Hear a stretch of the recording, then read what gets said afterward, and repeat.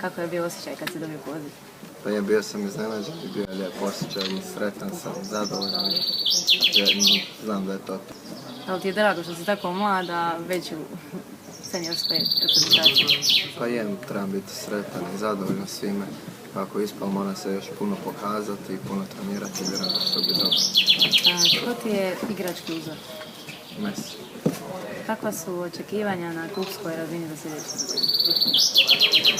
Pa naravno opet izboriti ligu prvaka i tamo što bolji plasman.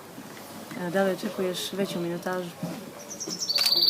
Pa ove godine sam tek počeo, pa vjerujem da će sada biti veća minutaža. I evo, pitanje za kraj, da li je bilo premišljanja između Hrvatske i Bosne i Hercegovine? Nisam uopće razmišljao o tome. Rekao sam kad dođe vrijeme za to da ću razmisliti, eto sad sam rekao Hrvatska i odlučio to i mislim da je to najbolje za mene.